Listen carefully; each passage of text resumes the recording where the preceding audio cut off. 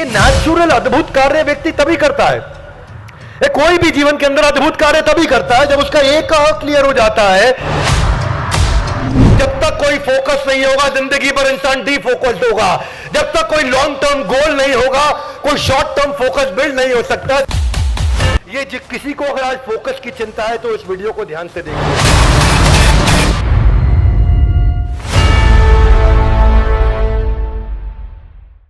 हरे कृष्णा। तो आज का श्लोक हम ले रहे हैं, मेरे पीछे दोहराइएगा। व्यवसायात्मिका बुद्धि एकः कुरु नंदना बहुशाखा ही अनंतश्च बुद्धयो व्यवसायी नाम। तो अनुवाद व तात्पर्य श्रील प्रभुपाद जी के द्वारा। श्रील प्रभुपाद की व्यवसाय आत्मिका बुद्धि एकः कुरु नंदना।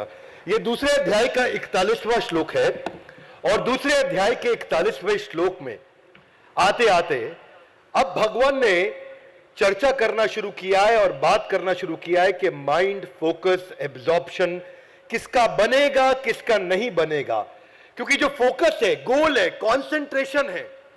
अर्जुन को जैसे केवल चिड़िया की आंख दिख रही थी, कंसंट्रेशन कैन बी कल्टीवेटेड, ये बिल्ड किया जा सकता है। सांसारिक लोगों को भी, आध्यात्मिक लोगों को भी, सबको सफलता इसी बेसिस पे मिलती है कि उनका कंसंट्रेशन कितना है। अगर सूर्य की किरणों को सारे स्टूडेंट जानते हैं आज कि अगर उसको मैग्नीफाइड ग्लास के थ्रू एक जगह कंसंट्रेट करें तो किरणों से आग लग सकती है, लेकिन ओनली एट वन कंडीशन, अगर उसे कंसंट्रेट किया जाए। कंसंट्रेट नहीं किया गया तो वो आग नहीं लगती है। So ability of bringing attention to one single task, to one single focus, वहीं से रिजल्ट आता है। So focus is inversely proportionate to irrelevance. जितना फोकस बढ़ता है उतना इररिलेवेंस घटता है, जितना ज्यादा फोकस घटता है उतना ज्यादा इररिलेवेंस बढ़ता है। तो किसी को भी आप देखेंगे जीवन में, उसकी सफलता के लिए एक इंपॉर्टेंट इंग्रेडिएंट, हमारी अपने बड़ा बिजनेस कंपनी के जो प्रोफेसर हैं डॉक्टर वेलुमणि, उनकी कंपनी थायरोकेयर उन्होंने अभी अभी सेल करी और बोले कि मेरी हायरिंग के पीछे केवल एक सेंट्रल थीम और फोकस रहता है, वो फोकस होता है। मैं केवल उन्हीं लोगों को हायर करना पसंद करता हूं, उन्हीं इंजीनियर्स को हायर करना पसंद करता हूं जिनका फोकस का क्वालिटी अच्छा होता है। बड़ा रेयर वर्च्यू है ये, और अगर ये डेवलप हो सके तो मेंटल मास्टरी बिल्ड की जा सकती है। सो फोकस जो है ना, focus and measure what matters the most, it is a golden statement. ये बहुत बड़ा स्टेटमेंट है। यानी कि इसमें सबसे इंपॉर्टेंट चीज क्या है? फोकस नहीं है, इसमें सबसे इंपॉर्टेंट चीज है व्हाट मैटर्स द मोस्ट। सबसे ज्यादा आपके लिए इंपॉर्टेंट क्या है? जिस दिन वो एजेंडा, जिस दिन वो डायरेक्शन, जिस दिन वो इंपॉर्टेंट एजेंडा आ जाता है, जिसमें वो पर्पस आ जाता है, तो फोकस करना आसान हो जाता है। ये भी समझते हैं कि कौन लोग फोकस कर पाते हैं, कौन नहीं कर पाते हैं। व्यवसायत्मिका बुद्धि एकः कुरु नंदन बहुशाखा ही अनंतश्च। अनंत शाखाओं में बुद्धि उसकी विभाजित हो जाती है जिसके पास एक क्लियर पर्पस और डायरेक्शन नहीं रहता है। So lack of direction problem है, लैक ऑफ फोकस प्रॉब्लम नहीं है। फोकस बाद में आता है, पहले डायरेक्शन आता है। One more time everybody come on, focus बाद में आता है, पहले जिसके पास जितनी अच्छी क्वालिटी का डायरेक्शन है उसके पास उतनी अच्छी क्वालिटी का फोकस है। डायरेक्शन लॉन्ग टर्म होता है, फोकस इमीडिएट होता है। डायरेक्शन दूर तक जाता है, फोकस शॉर्ट टर्म में रहता है। फोकस जो है डे टू डे होता है, डायरेक्शन लॉन्ग टर्म होता है, वो पर्पस से कनेक्टेड होता है। तो जितने लोग वेल डायरेक्टेड होते हैं उनका डे टू डे फोकस भी उतना अच्छा होता है। फोकस बिना डायरेक्शन के लंबा समय टिकता नहीं है जब तक पर्पस नहीं होता है। जैसे कई बार क्या होता है, अगर आप देखेंगे ध्यान से कि अलेक्जेंडर ग्राहम बेल, उनका लॉन्ग टर्म डायरेक्शन अच्छा था, इसीलिए उनकी इमीडिएट क्वालिटी ऑफ फोकस भी अच्छी थी। अलेक्जेंडर ग्राहम बेल ये अपने जीवन में 75 साल तक जिए हैं। इन्होंने किस चीज का आविष्कार किया है? टेलीफोन का, सबको मालूम है। ग्राहम बेल 75 साल की उम्र में 20 साल उन्होंने पढ़ाई किया और 30 साल एक इन्वेंशन के पीछे लगे रहे, उस एक इनोवेशन के पीछे लगे रहे। वो 30 साल उन्होंने उस पर समय लगाया।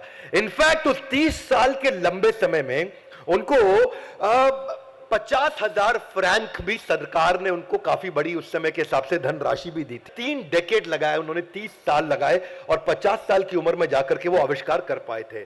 उनको, पर वो आविष्कार करने से पहले वो अपने ऑफिस में आखिरी समय में बहुत समय लगाते थे, बहुत घंटों घंटों घंटों घंटों घंटों लगाए रखते। तो उनकी पत्नी ने कहा कि तुम ऑफिस रुक जाते हो, तुम्हारे लिए गैराज में यहाँ क्लीन कर देती है। वो गैराज में रहने लगे और आखिरी का 1 साल वो गैराज से अपने घर में नहीं आए। घर में क्यों नहीं आए? क्योंकि उन्होंने कहा कि जिस दिन मैं घर आऊंगा फोन साथ में, टेलीफोन साथ में लेकर के ही आऊंगा। ये एक लॉन्ग टर्म फोकस था, एक लॉन्ग टर्म डायरेक्शन था, जिससे इमीडिएट फोकस बन पाया। आज एक पृथ्वी की बड़ी समस्या को उन्होंने सुलझाया है। इसमें ये जो बहुशाखा अनंत डायरेक्शन में जाती है, वो आउटकम है of not having focus. If you have too many focus, it simply means you have no focus. देखिए, सिंगल चॉइस किसी आदमी के पास होना, वो 99% हमेशा ज्यादा इफेक्टिव रहता है। डॉक्टर एपीजे अब्दुल कलाम के बारे में हम सब लोग जानते हैं। He is been the people's president of our country. APJ Abdul Kalam 32 साल के थे जब उनके रिश्तेदारों ने, उनके घर वालों ने उनकी सगाई तय कर दी थी। पर उस समय वो रॉकेट के उस आविष्कार के पीछे लगे थे जिसके चक्कर में वो काफी ज्यादा डीपली एब्जॉर्ब थे और अपनी एंगेजमेंट में जाना भूल गए थे। और बेचारे उनकी शादी भी नहीं हुई इस चक्कर में। उनसे बाद में किसी ने पूछा, आपने शादी नहीं क्यों नहीं करी? बोले, मैं भूल गया शादी करना, मुझे याद ही नहीं रहा शादी करना, है ना। क्यों नहीं याद रहा? ये शादी का याद, रिश्तों का याद इसीलिए आता है क्योंकि हमारे पास कोई डायरेक्शन नहीं है जिसको हम याद करते हो कंटिन्यूसली, कोई फोकस नहीं है कंटिन्यूसली। वेदर मटीरियल लाइफ और स्पिरिचुअल लाइफ, आध्यात्मिक जीवन, भौतिक जीवन, सांसारिक जीवन, पढ़ाई का स्टूडेंट लाइफ, ये कौन बिल्ड कर पाता है, इसको समझिए आप। इसके लिए शॉर्ट टर्म फोकस में बिल्ड कैसे होता है? एक लड़की की कहानी मैं आपको बताता हूं, उसका नाम था दिव्या। ये मंदिर रोज जाती थी, पढ़ाई में बहुत अच्छी थी, बहुत सिंसियर थी, रोज स्कूल जाती थी, लेकिन जाने से पहले सुबह मंदिर जरूर जाती थी। और मंदिर जब जाती, वहां जाकर के खूब अच्छे से मन से पूजा पाठ करती। पर वहां पे आके देखती कि कई औरतें आ रही हैं, पूजा पाठ करने के बजाय सब कुछ कर रही हैं। वो सारे काम कर रही है, चुगली करना अपनी सास की, इधर उधर की बातचीत करना, पूजा पाठ पे ध्यान नहीं लगाना, तरह तरह की बातचीत करना जिसको प्रजल्पा कहा जाता है, मन नहीं लगना उनका पूजा पाठ में। तो रोज देखती उनको। एक दिन पंडित जी के पास गई, बोली, संत स्वामी, ये मैं अपने आसपास देखती हूँ सारी औरतें आकर के ना पूजा करती, ना पाठ करती, ना ध्यान करती, ना जप करती, ना हरिनाम लेती। इनका सारा यही काम है कि घर की अपनी चर्चा करना, संसारिक चर्चा करना, अपनी सास की बुराइयां करना। तो जो संत थे वो मुस्कुराए, बोले, कोई बात नहीं, इसको तो मैं सॉल्व कर दूंगा। कल जो आप पूजा करेंगे उसमें आपको मेरा एक काम करना है। बोले, करूंगी। बोले, कल जब आओगे आप मंदिर आते वक्त अपनी पूजा की थाली में पानी से भरा भर लबालब एक लोटा लेकर के आना। बोले, ठीक है, लेकिन ध्यान रहे, ये जो आप 1 किलोमीटर चल के आती हैं, उस लोटे में से एक बूंद भी पानी अगर बाहर छलका तो मैं आपकी पूजा नहीं कराऊंगा। तो वो घबरा गई, एक बूंद भी नहीं। बोले, एक बूंद भी नहीं छलकना चाहिए, कल तुम्हारे लोटे से पूरा पानी भरा होना चाहिए। तो सोचने लगी, कैसे करूंगी? अगले दिन पूरा लोटा भरा, थाली के अंदर रखा, रख के धीरे धीरे धीरे धीरे चलते चलते चलते चलते चलते वो आई और लोटे को देखती रही कि पानी नहीं गिरे, पानी नहीं गिरे। सफल रही। मंदिर में पूरी सीढ़ियां धीरे, एक सीढ़ी एक सीढ़ी एक सीढ़ी पे सीढ़ी, सीढ़ी के बाद सीढ़ी आराम आराम से चल के गई और दिव्या मंदिर के हॉल के अंदर भी आराम से प्रवेश कर गई वहां पे, और प्रवेश करी और पानी का एक बूंद भी नहीं छलका। तो जो संत थे उन्होंने स्वागत किया दिव्या का, बोला, पानी छलका? बोली, नहीं छलका। तो स्वामी जी ने पूछा, आज आपको कितनी औरतें दिखी जो अपनी सास की बुराई कर रही थी? बोले, गुरुदेव, आज एक भी नहीं दिखी, पूरा ध्यान इस लोटे पे था, तो कोई और कैसे दिखती? बोला, यही तो मैं आपको समझा रहा हूं। संत बोले, यही तो समझा रहा हूं, जब तक कोई फोकस नहीं होगा जिंदगी पर इंसान डीफोकस्ड होगा। स्वामी विवेकानंद इतने पॉपुलर रहे हैं भारतवर्ष के अंदर कि लोग उनको बहुत मानते हैं आज भी, और हम भी उनका सम्मान करते हैं सबके सब, स्वामी विवेकानंद का। स्वामी विवेकानंद पेड़ के नीचे बैठ के जब पढ़ रहे थे तो वहां से शादी की बारात निकली, खूब बैंड बाजा बजा, आज मेरे यार की शादी है। और पीछे से बाद में एक आदमी अकेला आया, बोला, स्वामी जी, आपने यहां से बारात निकलते हुए देखी? बोला, नहीं देखी, मुझे पता ही नहीं चला। और स्वामी जी जिनके सामने पूरी बारात निकल गई, उनको पता नहीं लगा, वो पेड़ के नीचे बैठ के पढ़ते रहे। ये फोकस तभी आता है जिस समय एक दफा 3 दिन के बाद जब स्वामी जी का कमरा खटखटाया तो बेहोश मिले, तो बाद में पता चला कि वो 3 दिन इतना पढ़ते रहे कि वो खाना खाना भूल गए, जिसके कारण वो बेहोश हो गए थे। Swami Vivekananda was deeply known for his absorption इतना ही नहीं, आइंस्टाइन भी एक बार अपने ये नेचर होता है, ये प्राकृतिक होता है, आहार निद्रा भय मैथुन, इसकी आवश्यकता खत्म तब होती है जब एक लॉन्ग टर्म एब्जॉर्प्शन होता है। आहार निद्रा भय मैथुन, खाना पीना, आनंद लेना, जीवन में मजा करना, ये नेचुरल इच्छा उसी की आती है। उसी बच्चे को जब उसका एग्जाम चल रहा हो तो उसके बाद उस समय उसको मैस्टरबेशन, हस्त मैथुन का ख्याल नहीं आता। ये ख्याल तभी आता है जब वो जिंदगी में कमरे में अकेला होता है और उसके पास कोई गोल नहीं होता। जितने भटके हुए लोग हैं, व्यवस्था आत्मिका बुद्धि एक, give me your right hand out everybody, come on, एक। 3 times louder than this. This was good, but 3 times louder than this. Come on, एक। जब तक ये एक बिल्ड नहीं होगा तब तक बहुशाखा ही अनंतश्च। अपना आइडेंटिफाई करो, एक। Give me your right hand out, body stretch करो, कम ऑन, एक। आज यहां से निर्णय लेके जाना है, मेरा एक क्या है। ये हॉल में बैठे हैं, इधर मजा लेने आए थे क्या? Yes no. इधर अपन एक डिसाइड करने आए, मेरी जिंदगी का एक क्या है। What is your, you can achieve anything in life, but you cannot achieve everything in life. One more time, come on. You can achieve anything in life, but you cannot achieve everything in life. क्योंकि आपको क्या चाहिएगा? Louder, come on. वही central message इस श्लोक का है, एक। जितनी भारी मात्रा में आपका एक मजबूत होगा, उतना अनंतश्च, अनंत दृष्टि को, अनंत दिशाओं में जो भटकाव है उससे बाहर निकल सकते हैं। आइंस्टाइन एक बार डिनर पे अपने दोस्तों को बुलाए और बढ़िया खूब खाना बनाया। सारे दोस्त बैठे आइंस्टाइन के साथ टेबल पे। आइंस्टाइन खाना खाने लगे और खाना खाते खाते खाते खाते खाते खाते खाते खाते सारे उनकी तरफ देख रहे थे और आइंस्टाइन खाना खा रहे थे। सबको समझ में नहीं आया हुआ क्या। आइंस्टाइन पूरा खाना अकेले ही खा गए, पूरा का पूरा टेबल खा गए आइंस्टाइन अकेले बैठे बैठे। और अचानक जब उनके पेट में बहुत दर्द हुआ, पेट पे हाथ रखा, इधर उधर देखा तो सब उन्हें ध्यान से देख रहे। बोले आइंस्टाइन तुमने ये क्या किया, हम में से किसी के लिए कुछ छोड़ा नहीं, सारा खाना तो तुम खा गए। तो आइंस्टाइन इधर उधर देखे, बोले मुझे समझ नहीं आया, मैं गैलीलियोस प्रिंसिपल ऑफ इनर्शिया के बारे में सोच रहा था और खाना खाता चला गया। इसको बोलते हैं एक। इसके नुकसान भी है। हाथ आगे लाए, कम ऑन, एक। खैर आइंस्टाइन के केस में उसको फायदा हुआ क्योंकि उसको अल्सर की बीमारी हो गई और बाद में उसको इसके कारण जॉन्डिस भी हो गया। डॉक्टर ने बुलाया और उसको बोला तुम 6 महीने तक नॉनवेज नहीं खा सकते, और वो 6 महीने के चक्कर में जिंदगी भर के लिए आइंस्टाइन लाइफ टाइम वेजिटेरियन हो गए थे उसके बाद। ये तक जब तक ये लोग ना थोड़े अलग होते हैं, इनका नेचर बिहेवियर अलग होता है। ये इलॉन मस्क जब ट्रैफिक जैम में फंस जाते हैं तो सोचते हैं कि मैं ट्रैफिक जैम की प्रॉब्लम कैसे सॉल्व करूं। गाना नहीं सुनते बैठ करके, रील्स नहीं देख रहे मोबाइल में इलॉन मस्क, वो कह रहे मैं टनल्स कैसे बनाऊं कि कोई ट्रैफिक जैम में फंसे नहीं। 47 साल की उम्र में इलॉन मस्क ने $1 मिलियन पार्टी रखी थी अपने 47वें जन्मदिन के लिए, और उस दिन क्या हुआ, उनके जो रोबोटिक्स में ऑटोमेशन था उसमें कुछ मैल फंक्शन आ गया जिसपे वो काम करते रहे पूरी दुनिया। उन्होंने $5 मिलियन 40 करोड़ रुपए खर्च किए थे बर्थडे पार्टी पे बुलाने के लिए। पूरी दुनिया वहां वेट करती रही और ये बेचारे 24 घंटे के बाद इनको याद आया कि आज मेरा जन्मदिन था, और ये वहीं कमरे के अंदर काम करते रहे।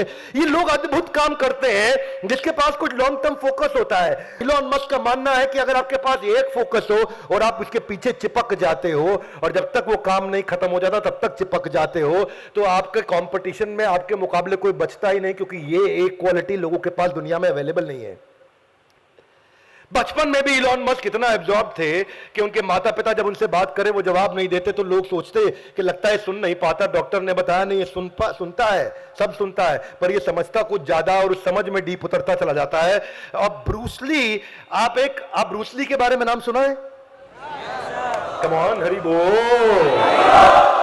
ये सांसारिक उदाहरण है। इस ब्रूसली की एक स्ट्रेंथ थी 1 इंच पंच।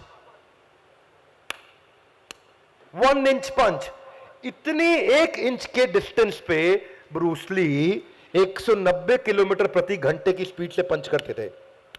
ये 1 इंच पंच, ये 190 मैं नहीं कर सकता, पर ब्रूसली पूरा जीवन इतना फोकस किया इस पे, इतना जब मूवी में भी बैठते थे ना तो डायरेक्टर को बेचारे को बार बार रीटेक लेना पड़ता था क्योंकि कैमरा उस स्पीड को कैच ही नहीं कर पाता था, कैमरा ही नहीं कैच कर पाता। ब्रूसली बोले कि don't concentrate on too many things, one thing which has given me success is focus।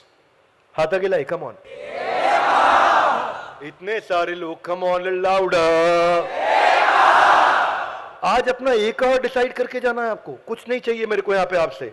आज कैमरा पे वीडियो में जितने लोग देख रहे हैं, अपना एक डिसाइड करिए, क्योंकि louder you can achieve anything but you can not achieve everything.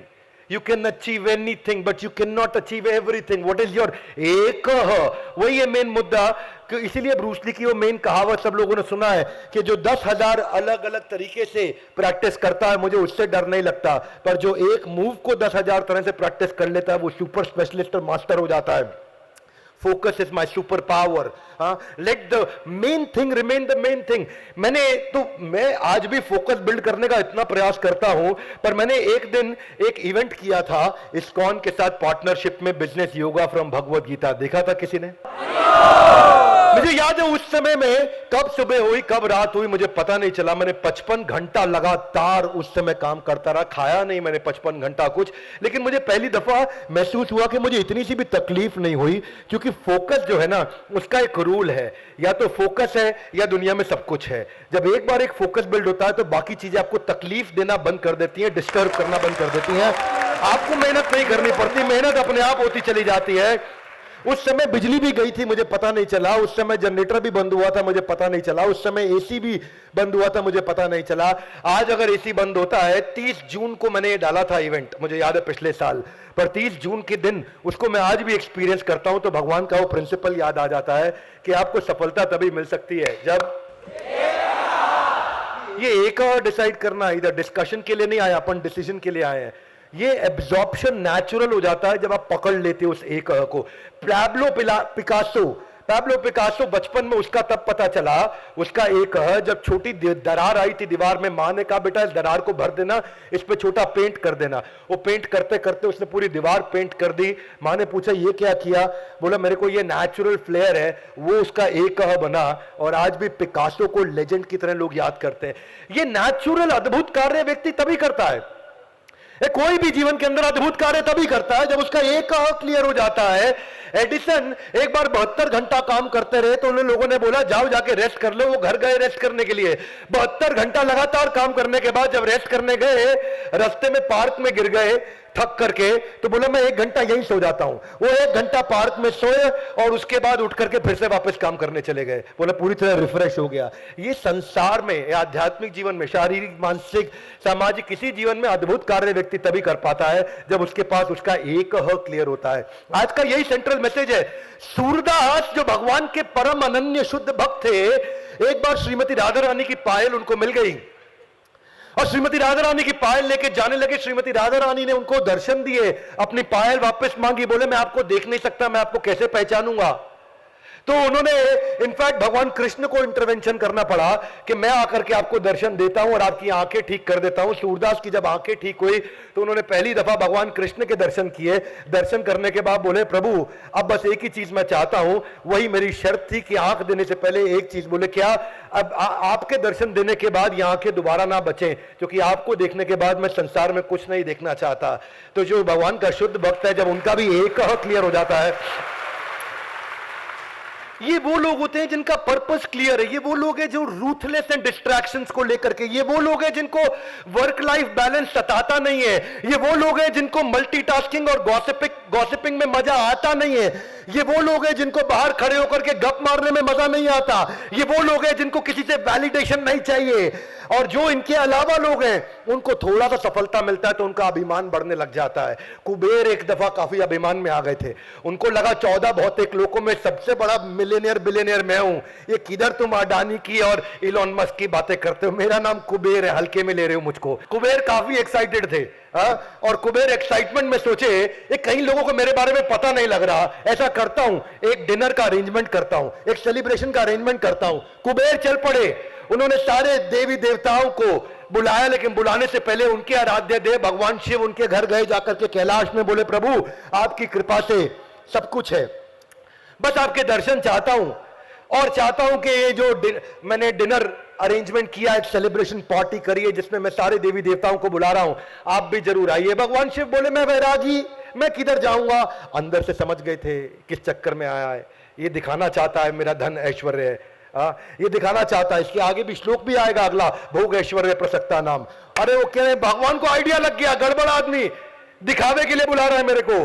भगवान ने कहा मैं बैरागी किधर जाऊंगा, और मैं क्या खा पाऊं, मेरा जो छोटा बेटा है गणपति गणेश, अलाउ करो जरा उसको भेज देता हूं, वो मेरी अटेंडेंस लगा के आ जाएगा, हाथी के पांव में सबका पांव आ जाता है, गणेश जी के पास वो शक्ति।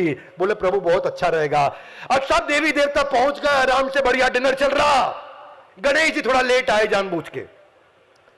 गणेश जी जैसे ही एंट्री मारते ही बोले बहुत भूख लगी है, भोजन लेकर के आओ। उन्होंने कहा ठीक है, आइए आइए, स्वागत है आपका।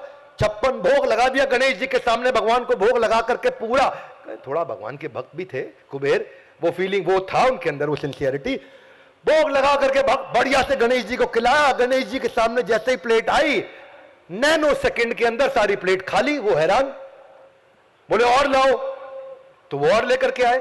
वो गणेश जी अगले सेकंड सब खाली, और लाओ, भूख लगी है बहुत। तो कुबेर धनी थे, उनको भी टेंशन नहीं, लाते जाओ लाते जाओ लाते जाओ, और गणेश जी निपटा गए सब कुछ। गणेश जी सब कुछ निपटा गए, कुबेर हैरान होने लगे। गणेश जी बोले टेंशन मत लो, मैं किचन में जा रहा हूं। किचन में चले गए, वहां कट्टे पड़े चावल के, दाल के, इतना बड़ा जहां कार्यक्रम सत्संग का हो रहा है, पीछे भी किचन में दाल चावल सब होगा, बलभद्र प्रभु ने अरेंजमेंट किया होगा। तो उधर जब गए वहां पे, तो उन्होंने सारा कच्चा सामग्री भी खा लिया, आटे के कट्टे, चावल, दाल, सब कुछ खत्म कर दिया। गणेश सब कुछ खत्म हो गया। तो वो जो सोने की थालियां थी, चांदी की थाली थी, बर्तन थी, गणेश जी वो भी खा गए। और अभी देखने लगे, कुबेर हैरान हो गए, और फिर कुबेर जी को बोले कि भाई मेरे लिए भोजन लाओ, तुम तो कह रहे थे तुम धनी हो, अगर तुम्हारे पास पैसा नहीं, सामर्थ्य नहीं, तो मुझे भोजन पे आमंत्रित क्यों किया। और वहां जाकर के उनको समझ आया कि मुझसे गलती हो गई, भगवान मैं क्षमा चाहता हूं, मेरा ईगो बढ़ गया था, मुझसे गड़बड़ हो गई, समझ में आ गया मुझको। तो ये जो बहुशाखा बुद्धि है, ये इसीलिए आती है क्योंकि एक नहीं है। ये किसी को अगर आज फोकस की चिंता है तो इस वीडियो को ध्यान से देखिए। किसी को आज फोकस की समस्या है तो समझिए, हाथ आगे लाइए, हाथ आगे लाइए। ऐसा जिंदगी इतनी जगह में तभी भटकती है, इतनी अलग अलग 10 दिशाओं में तभी भटकती है, क्योंकि क्या मिसिंग है। One more time, everybody loud, come on, stretch your body, sit up straight, stretch your body louder, come on। ये जब तक एक नहीं होगा तब तक बहुशाखा होगा। Andrew Carnegie, US steel company के मालिक, एक समय दुनिया में सबसे अमीर आदमी थे। 1910, 15, 20 की बात कर रहा हूं, आज से लगभग 100 साल पहले। एंड्रयू कार्नेगी बहुत कम समय के अंदर बहुत अमीर बने थे। आपने नाम सुना होगा, डेल कार्नेगी नहीं बोल रहा हूं, एंड्रयू कार्नेगी बोल रहा हूं। और एंड्रयू कार्नेगी इतना अमीर हो गए कि अमेरिकन को शक होने लगा है कुछ गड़बड़ करता है। तो यूएस सेनेट ने एक कमेटी बिठाई, सेनेटर्स ने एक कमेटी बिठाई, बोला एंड्रयू कार्नेगी के ऊपर हम ऑडिट डालेंगे, इतना अमीर कैसे हुआ। पूरी टीम ने ऑडिट किया, कार्नेगी से बहुत सवाल पूछे गए, जवाब पूछे गए, और तब जाके समझ में आया कि नहीं, ये तो बहुत ईमानदार आदमी है, बहुत बढ़िया व्यापार किया इसने। तो सबने उनको बुलाया और एक कॉन्फ्रेंस हुई, उनसे पूछा गया कि तुम इतनी ईमानदारी के साथ इतने कम समय में इतने अमीर कैसे हो गए कार्नेगी। तो कार्नेगी ने एक सिंपल जवाब दिया, बोला ये धन मेरे पास इसलिए आया क्योंकि मेरे पास एक गुण है। लोगों ने पूछा क्या गुण है, बोला मेरा गुण ये है कि मैं एक सब्जेक्ट पे 5 मिनट तक फोकस कर पाता हूं। What, 5 minute? सारे हंसने लगे, बोले हाँ मैं एक सब्जेक्ट पे 5 मिनट तक फोकस कर पाता हूं। सब हैरान हो, 5 मिनट? हंसने लगे वो, बोले 5 मिनट? उन्होंने बोला क्यों, आप में से किसको लगता है 5 मिनट फोकस कर लेंगे? सबने हाथ खड़ा कर दिया, मैं कर लूंगा। तो उन्होंने वहीं एक फोकस का टेस्ट लिया, और उस ऑडियंस में 450 के 450 लोग फेल हो गए। और तब समझ में आया कि चंचलम ही मना कृष्णा परमा थी बलवद दृढ़म। ये मन फोकस नहीं कर पाता, और जिसके पास ये फोकस करना आ गया वो जीवन में कुछ भी कर सकता है। स्वामी विवेकानंद के तो फोकस के बारे में बहुत सारी बातें। एक दफा उनका वो जर्मन दोस्त पॉल जर्मनी में उनको मिला, बोला मैं आ रहा हूं 1 घंटे में। वो बोले मैं लाइब्रेरी में बैठ के किताब पढ़ता हूं। एक मोटी सी किताब उन्होंने उठाई, उठा के पढ़ने लगे। पॉल आधे घंटे में ही लौट के आ गए बीच में। तो उन्होंने कहा भाई मैं आधे घंटे में ही आ गया, मिल लेता हूं। जब स्वामी विवेकानंद के बाजू में आके खड़े हो गए, विवेकानंद पढ़ते रहे पढ़ते रहे पढ़ते रहे पढ़ते रहे पढ़ते रहे, और आधा घंटा बीता। उन्होंने किताब पूरी पढ़ डाली, बंद करी। तो पॉल की तरफ देखा, बोला आई एम रियली सॉरी, आप कब से खड़े? बोला आधे घंटे से खड़ा हूं। बोला आपने कहा था 1 घंटे में आएंगे। बोला मैं जल्दी आ गया आपसे मिलने के लिए, लेकिन मैं आपकी सॉरी में विश्वास नहीं रखता, आपने मुझको इग्नोर किया। बोला नहीं सॉरी, सिंसियरली मैंने देखा नहीं आपको। बोला I don't believe your sorry. बोला okay, if you don't believe my story, मैं ध्यान से पढ़ रहा था, ये लोग किताब कोई भी पेज खोल के कुछ भी पूछो। उन्होंने पेज नंबर 212 खोला और पूछा, तो उन्होंने बताया कि ये पेज नंबर 211 में ये है, 12 से आपने खोला है और उसके बाद 13 में ये मिलेगा। तो वो हैरान हो गए। तो उन्होंने कहा कि not only you focused and completed your book, you also learned everything.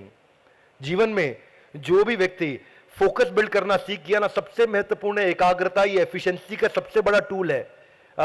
ये एक आपको एक आदमी के बारे में बताता हूं, इंडियन लेजेंडरी पर्सनालिटी है ये एक बार ब्रिटेन में ट्रेन में जा रहे थे, लोकल ट्रेन में। तो बहुत से ब्रिटिशर्स बैठे थे, बहुत साल पुरानी बात है। तो सारे अंग्रेज इंडियंस का मजाक उड़ा रहे थे, उस इंडियन का, उस नौजवान का। अच्छा, इतना हंस रहे हैं उस नौजवान पे, इंडियन नौजवान पे, पर वो नौजवान शांति से बैठा, आंख बंद करके मुस्कुराता रहा। और लोग उसका मजाक उड़ाए अंग्रेजी में। बोले लोगों को लगा इसको अंग्रेजी नहीं आती, इसीलिए इसको बात समझ नहीं आ रही, आंख बंद करके बैठा हुआ है। अचानक उसकी आंख खुली, उस भारतीय नौजवान की आंख खुलते ही जोर से चिल्लाए, ट्रेन रोको। सबने इधर उधर देखा, स्टॉप द ट्रेन। उनको लगा इसको अंग्रेजी आती है, स्टॉप द ट्रेन बोल रहा है, और उठ के भागा और फट से ट्रेन की चेन खींच दी। तो लोग चिढ़ गए, बोले पागल आदमी, ट्रेन की चेन खींच दी। वहां पे ट्रेन का जो मास्टर होता है वो भागा भागा आया, किसने खींची? बोले मैंने खींची। बोले तुमने क्यों खींची ट्रेन की चेन? तुमको मालूम नहीं बिना कारण खींचने पर दंड नहीं, अपराध है? बोले मालूम है। अच्छा, वो चुपचाप खड़ा हुआ है, लोगों का गुस्सा बढ़ गया। बोले फिर क्यों खींची तुमने? बोले अगर मैं चेन नहीं खींचता तो आज सैकड़ों लोग मारे जाते। तो हंसने लगे, सैकड़ों लोग मारे जाते, कुछ भी बोलता है ये आदमी। क्यों मारे जाते? बोले जहां ये ट्रेन खड़ी है इससे 220 गज आगे जाकर के देखना, वहां ट्रेन की पटरी टूटी हुई है। लोग हैरान हुए, क्या बोलता है ये? ट्रेन से सब वहीं से कोई 50 लोग उतरे और आगे जाकर के गए, 220 गज पैदल गए। ठीक 220 गज के बाद ट्रेन की पटरी टूटी हुई थी। सबकी बुद्धि चकरा गई, भाई तुमको कैसे मालूम कि ये ट्रेन की पटरी टूटी हुई है? एग्जैक्टली वहीं पे टूटी हुई है। तो ये बोले मेरा ध्यान ट्रेन की गति पे था और अचानक ट्रेन की गति डीरेल हुई और आवाज में बदलाव आया, और उस आवाज में, क्योंकि आगे पटरी टूटी हुई थी, उस बदलाव की गति को मैं समझ रहा था। इसको बोलते हैं साउंड रेजोनेंस इफेक्ट। और जिससे मैं ये समझ गया कैलकुलेट करके कि कुछ लोग अपनी बातों में मस्त थे, पर मैं ट्रेन की आवाज सुन करके पहचान गया sound resonance effect of physics के प्रिंसिपल से कि यहां पटरी टूटी मिलेगी। लोग बहुत हैरान हुए, बोले तुमको साधारण आदमी नहीं लगते, कौन हो तुम? बोले साहब मैं भारत से एक सिविल इंजीनियर हूं और मेरा नाम है मोक्षगुंडम विश्वेश्वरैया। और मोक्षगुंडम विश्वेश्वरैया कौन थे ये? इन्होंने पहली बार भारत के अंदर डैम भी बनाए थे, इन्होंने पहली बार भारत के अंदर, ये भारत रत्न अवार्डी हैं, और इन्होंने flood protection system, block system, dam के सिस्टम सारे देश में डेवलप किए थे। ये सारी असाधारण क्वालिटीज देने के लिए ही भगवत गीता हमारे को भगवान ने हमारे हाथ में दी है। इसलिए मैं बोलता हूं, दुनिया में जो व्यक्ति भगवत गीता पढ़ लेता है उसको उसके बाद कोई किताब पढ़ने की जरूरत नहीं है। और यही है भगवत गीता के आज के श्लोक का principle, Gita in action. Give me your hands out everybody guys, come on, Gita in action. No everybody loud, come on, Gita in action. Gita को जीवन में कैसे उतारें, ये मेरे जीवन का लक्ष्य है कि मैं लोगों को मैसेज दे सकूं, और ज्यादा कुछ नहीं। मेरी सीमित बुद्धि से मैं इस असीमित ग्रंथ को लोगों तक रोज पहुंचाने का प्रयास कर रहा हूं, क्योंकि मेरी लाइफ का एजेंडा है गीता समझा सकूं या ना समझा सकूं, पर आपके दिल के अंदर गीता के प्रति कुछ अटैचमेंट जरूर बिल्ड कर दूंगा। और यह था हमारा दूसरे अध्याय का 41वां श्लोक, जिसका एक ही सेंट्रल मैसेज, एक one more time, come on. इसीलिए सबको याद दिलाता हूं, गीता इन एक्शन सीरीज के सारे वीडियोस उनको देखने चाहिए। हमारे साथ जुड़े रहने के लिए वर्ल्ड के नंबर 1 एंटरप्रेन्योरियल यूट्यूब चैनल को सब्सक्राइब करने और करवाने के लिए, इस एपिसोड को पूरा देखने के लिए आप सबका हृदय की गहराई से प्रेम पूर्वक बहुत बहुत हरे कृष्ण।